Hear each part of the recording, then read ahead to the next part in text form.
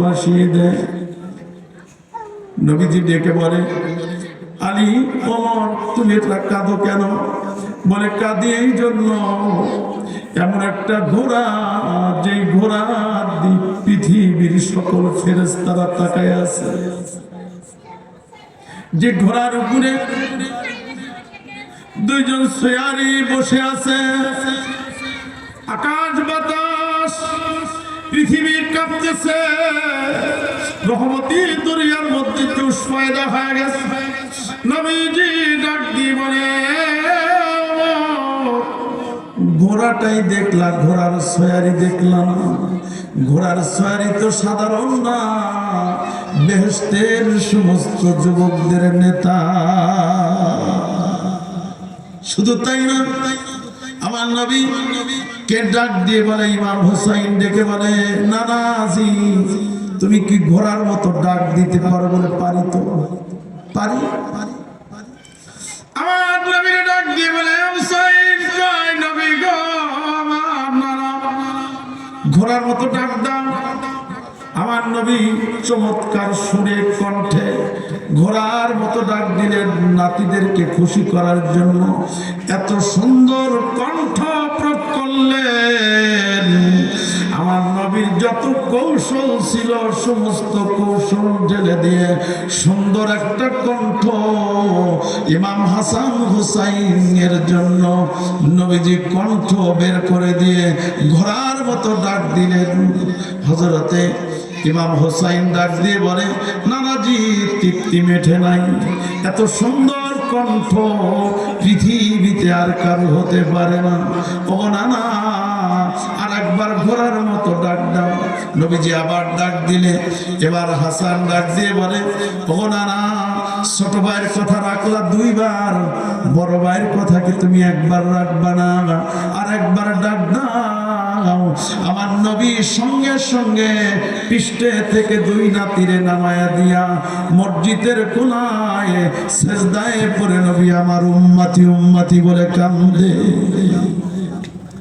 ডাক দিয়ে বলে, এ জিবরাইল, জলদি করে যা, আমার নবী, আমার দোস্ত কেন দুই নাতিরে পৃষ্ঠে থেকে নামায়া দিল? আমার দোস্তের দুই নাতি দাঁড়ায় দাঁড়ায় কান্দে, আর আমার নবী মসজিদের কোনায় সেজদায় করে উম্মতি উম্মতি বলে কাঁদতেছে। আমার দোস্তরে যায় বলো, আর একবার যদি নবী আমার ঘোড়ার মতো ডাক দিতেন, আমি আল্লাহ তাআলা তার গোটা পৃথিবীর সকল উম্মতের গুনাহ আমি আল্লাহ মাফ করে দিতাম। যারা বলেন মারহাবা। আমার ভাইরা, আমার নবী এত পাগল ছিলেন উম্মতে। ডাক দিয়ে বলে, জিবরাইল, জলদি করে যা, আমার আল্লাহরে ডেকে বল আমার উম্মতের গুনাহ মাফ করছে কিনা। যদি মাফ না করে, যদি মাফ না করে থাকে, আমি আজরাইলকে জান কবজ করার অনুমতি দিব না। জিবরাইল দৌড়ায় চলে গেছে, আল্লাহ তাআলার কাছে জিজ্ঞাসা করছে, আপনার দোস্ত বিশ্বাস হয় না, আপনার দোস্তের উম্মতের গুনাহ মাফ হয়েছে কিনা? আমার আল্লাহ ডেকে বলে, মুস্কি হেসে দিয়ে বলে, জিবরাইল যা বলো, আমি আল্লাহ তাআলা তার উম্মতের গুনাহ মাফ করে দিছি। আমার নবী কয়, না না না, আমার বিশ্বাস হয় না, সরাসরি কল লাগায় আমাকে শোনায়া দাও। আমার আল্লাহ তখনই বলেছেন, দোস্ত আমার, চিন্তা করবেন না, যেদিন কিয়ামতের মাঠ কায়েম হয়ে যাবে, আমি আল্লাহ পর্দা লাগায়া দিব। ওই পর্দার মধ্যে আমার দোস্তের গুনাহগার উম্মতদেরকে ডেকে ডেকে তাদেরকে আমি উসিলা খুঁজবো, কোনো না কোনো একটা উসিলা পাইলে আমি আল্লাহ আপনার গুনাহগার উম্মতকে মাফ করে জাহান্নাম থেকে মুক্ত করে জান্নাতের ব্যবস্থা করে দিব। আমার ভাইরা, আমার বাপজিরা, আমার নবী উম্মতের কান্ডারি, উম্মতের জন্য পাগল। দুনিয়ায় কোনো কিছুর জন্য নবী আমার পাগল ছিলেন না। যদি কোনো কিছুর জন্য পাগল থাকতেন, নবীজির গরিবেরা হাল থাকতো না, নবীজির গরিবের পরিবেশ থাকতো না, নবীজির কোনো অভাব থাকতো না, নবীজির পেটে লম্বা লম্বা দুটি পাথর বাঁধা থাকতো না। আমার নবী শুধু উম্মতের কান্ডারি, উম্মতের কান্ডারি। যেদিন আমার নবীকে উহুদের ময়দানে দমদম মোবারক শহীদ করে দেওয়া হলো, মাথার মধ্যে লোহার করাত ঢুকায় দেওয়া হলো, সারা দেশে খবর হয়ে গেছে নবী নাই, নবী কাফেরদের হাতে শহীদ হয়ে গেছে। আমার নবী গর্তের মধ্যে কায়েত হইয়া পড়ে আছে। হযরতে আলী সহ সাহাবীরা খুঁজতে খুঁজতে আমার নবীকে পাইলেন। আমার নবীকে দুই ডানা ধরে উঁচু করে নবীকে নিয়ে আসলেন। বারবার সাহাবীরা বলতেছিল, ওগো নবী আপনি একবার হা বলেন, তায়েফের জমিনকে আমরা তামা বানিয়ে ফেলবো। জিবরাইল আসলেন, নবী গো আপনার এই কষ্ট, এই রক্তাক্ত আল্লাহ তাআলা সহ্য করবে না, আপনি শুধু একবার হা বলেন, তায়েফের জমিনকে আল্লাহ তাআলা, এই উহুদের ময়দানকে আল্লাহ তাআলা তুলার মতো উড়াইয়া দিবে। আমার আল্লাহ তাআলার কাছে নবীজি ডাক দিয়ে বলে, ওগো জিবরাইল আমার আল্লাহরে বলো, এই উহুদের ময়দান যে লাল হয়ে গেছে, দমদম মোবারক শহীদ হয়ে গেছে, মাথার মধ্যে লোহার করাত ঢুকে গেছে, আমার আল্লাহ তাআলা এই রক্তের বিনিময়ে যেন আমার গুনাহগার উম্মতকে মাফ করে দেয়। আমার ভাইয়ের, আমার বাগজিরা, এই দুনিয়ায় কিন্তু থাকার জায়গা না, কেউ আগে আর কেউ পরে। আপনি চিন্তা করেন জীবনে কত মানুষ চলে গেছে, এই মন্ডল বাড়ির মধ্যে কত মানুষ দুনিয়ার থেকে চলে গেছে। সভাপতি, আজকের সভাপতি সাহেব মুসা মন্ডল সাহেব, আমার শ্রদ্ধেয় বড় ভাই, ওনার ছোট ভাই চলে গেছে। হারুন মন্ডল সাহেব ভাইজানের বড় ছিল, চলে গেছে। আমার কলিজার টুকরা মহব্বতের ভাই ছিল আব্দুল সালাম মন্ডল, কত রহস্যর মানুষ ছিল, কত ভালো মানুষ ছিল, কত সহজ সরল মানুষ ছিল, তার বিবিও কত সহজ সরল মানুষ ছিল, আমাদের সন্তানের মতোই জানতো, অথচ তারা দুইজনই কবরের বাসিন্দার হয়ে গেছে। তার এক সন্তান চলে গেছে আহম্মদ, দুনিয়ার থেকে বিদায় নিয়ে যুবক বয়সে চলে গেছে। শুধু তাই না, আব্দুল্লাহ মন্ডলের বাবা মা চলে গেছে, ভাই এবং ভাবি চলে গেছে, বাড়িটার মধ্যে কেউ নাই, তারা এক মা থাকে, তাছাড়া বাড়ির মধ্যে আর কেউ নাই। মালিক ড্রাইভার সাহেব কত সহজ সরল মানুষ ছিল, হাতেম মন্ডল সাহেব কত সহজ সরল মানুষ ছিল, ডাক্তার হারুন রশিদ সাহেব কত দামি একজন মানুষ ছিল, কত ভালো একজন আদর্শবান ডাক্তার ছিল। রাত্রের 3টা বাজেও যদি তারে খোঁজা গেছে, পাওয়া গেছে। এখনকার ডাক্তারকে কিন্তু 10টার উপরে আর পাওয়া যায় না, কিন্তু তখন এত ডাক্তার ছিল না। লিয়াকত ডাক্তার ছিল, তোতা ডাক্তার ছিল, আর ডাক্তার হারুন রশিদ ছিল। বাজারে আমার এইখান দিয়ে নৌকায় পার হতে থাকতাম, আমরা নৌকায় পার হইতাম। বাজারে আমার এতগুলো মানুষ দুনিয়ার থেকে চলে গেছে। আমার বংশের মধ্যে আমার মা নাই, আমার বাবা নাই, আমার দাদাকে দেখেছি, দাদিকে দেখেছি, আমার ফুফু শান্তি ফুফু এই এলাকার সব ছেলে মেয়েদের শিক্ষক ছিল, সেও কিন্তু চলে গেছে। সকলার শিক্ষিকা ছিল, চলে গেছে। মুকুল সরকার সাহেব চলে গেছে। ওবাজান তারা সরকার সাহেব আমার চাচা চলে গেছে। জ্যোৎস্না সরকার সাহেব চলে গেছে। ভালো ভালো মানুষগুলো দিনু সরকার সাহেব চলে গেছে।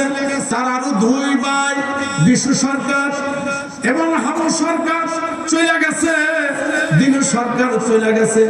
এইভাবে বাবা সব মানুষগুলো চলে গেছে। এখন কিন্তু আমাদের পালা, এখন কিন্তু আমাদের পালা। যারা তখন যারা ছিল, আমাদের তখন দাড়িও হয় নাই, আমরা তখন বড় হই নাই, বিবাহ করি নাই। এখন আমরা বিবাহ করেছি, সন্তানও হয়েছে, আবার নাতিনও হয়েছে। এইবার আমাদের পালা, কখন যাব, কখন যেতে হবে, কখন ডাক পড়বে, কারো থাকার কোনো ক্ষমতা নাই। এই দুনিয়া ছেড়ে অবশ্যই অবশ্যই আমাদের কি বিদায় নিতে হবে, কেউ আগে আর কেউ পরে। মরণ থেকে যতই পালাও, মরণ তোমায় লইবে গিরি। যদিও সুদূর আকাশ প্রাণে, লুকাও তুমি লাগিয়ে সিঁড়ি। সম্মানিত হাজিরিন,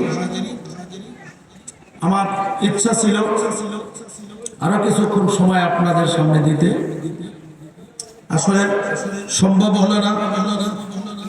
আমার এখন চলে যেতে হবে, আরেকটা মাহফিল আছে সলঙ্গাতে, সেখানে যাব। দোয়া চাই,